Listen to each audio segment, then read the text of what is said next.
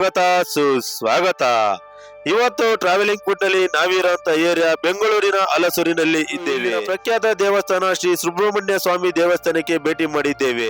ಶ್ರೀ ಸುಬ್ರಹ್ಮಣ್ಯ, ಮುರುಗನ್, ಕಾರ್ತಿಕೇಯ, ಕುಮಾರಸ್ವಾಮಿ ಈ ರೀತಿಯ ಹಲವಾರು ಹೆಸರುಗಳಿಂದ ನಾವು ಪೂಜಿಸುವ ಶ್ರೀ ಸುಬ್ರಹ್ಮಣ್ಯ ಸ್ವಾಮಿ ಅವರು ಬೆಂಗಳೂರಿನ ಹಲಸೂರು ದೇವಸ್ಥಾನದಲ್ಲಿ ಬಂದು ನೆಲೆಸಿದ ಐತಿಹಾಸಿಕ ಮಹತ್ವವನ್ನು ಹಾಗೂ ಇತಿಹಾಸವನ್ನು ಈಗ ನಿಮಗೆ ನಾನು ತಿಳಿಸುತ್ತಿದ್ದೇನೆ.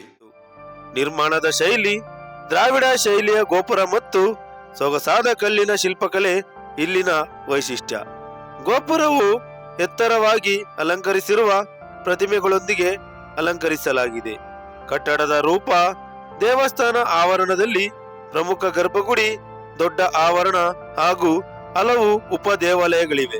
ದೇವಸ್ಥಾನದ ವಿಶೇಷತೆಗಳು: ದೇವರ ಪ್ರತಿಮೆ ಸುಂದರವಾದ ಕಲ್ಲಿನ ಮೂರ್ತಿ. ಅದನ್ನು ಅಲಂಕರಿಸಿ ಪ್ರತಿ ವರ್ಷ ಭವ್ಯ ಉತ್ಸವಗಳನ್ನು ಮಾಡುತ್ತಾರೆ. ಹಲಸೂರಿನ ಸುಬ್ರಹ್ಮಣ್ಯ ಸ್ವಾಮಿ ದೇವಸ್ಥಾನವು ಪಾಲ್ಕಿ ಉತ್ಸವ ಮತ್ತು ತೈಪೂಸಂ ಹಬ್ಬಕ್ಕೆ ಪ್ರಸಿದ್ಧ. ಸ್ಥಳೀಯರು ಹೆಚ್ಚಿನ ಭಕ್ತಿಭಾವದಿಂದ ಭೇಟಿ ನೀಡುತ್ತಾರೆ. ಇಲ್ಲಿನ ಹಬ್ಬಗಳು: ಸುಬ್ರಹ್ಮಣ್ಯ ಷಷ್ಠಿ ಪ್ರಮುಖ ಹಬ್ಬ, ತೈಪೂಸಂ ತಮಿಳು ಸಮುದಾಯವು ದೊಡ್ಡ ಪ್ರಮಾಣದಲ್ಲಿ ಆಚರಿಸುವ ಹಬ್ಬ, ಕಾರ್ತಿಕ ಮಾಸ ದೀಪೋತ್ಸವ ಇವು ಇಲ್ಲಿನ ಪ್ರಮುಖ ಹಬ್ಬಗಳು. ಇದು ಬೆಂಗಳೂರಿನ ಹೆಚ್ಚು ಪ್ರಾಚೀನ ಹಾಗೂ ಶಿಲ್ಪ ವೈಭವ ಹೊಂದಿದ ದೇವಾಲಯಗಳಲ್ಲಿ ಒಂದಾಗಿದೆ. ಪುರಾಣ ಕಥೆಗಳ ಪ್ರಕಾರ ಸುಮಾರು 1200ರಿಂದ 1500 ವರ್ಷಗಳ ಹಿಂದೆ ಈ ದೇವಾಲಯವನ್ನು ಚೋಳ ಸಾಮ್ರಾಜ್ಯದ ಕಾಲದಲ್ಲಿ ನಿರ್ಮಿಸಲಾಗಿದೆ ಎಂಬ ಜನಪ್ರಚಲಿತ ನಂಬಿಕೆ ಇದೆ. ಚೋಳರು ತಮಿಳುನಾಡಿನಲ್ಲಿ ಸುಬ್ರಹ್ಮಣ್ಯ ಸ್ವಾಮಿಯನ್ನು ಮುರುಗನ್ ಎಂಬ ಭಕ್ತಿಯಿಂದ ಹೆಸರಿನ ಮೂಲಕ ಮಹತ್ವ ನೀಡುತ್ತಿದ್ದರು. ಅವರ ಆಳ್ವಿಕೆಯಲ್ಲಿ ಬೆಂಗಳೂರಿನ ಹಲಸೂರು ಪ್ರದೇಶದಲ್ಲೂ ದೇವಾಲಯವನ್ನು ಕಟ್ಟಲಾಯಿತು. ಇತಿಹಾಸದ ಪ್ರಕಾರ ಸುಬ್ರಹ್ಮಣ್ಯ ಸ್ವಾಮಿ ಇಲ್ಲಿ ಪ್ರತ್ಯಕ್ಷರಾದರು ಎಂದು ನಂಬಿಕೆ ಇದೆ.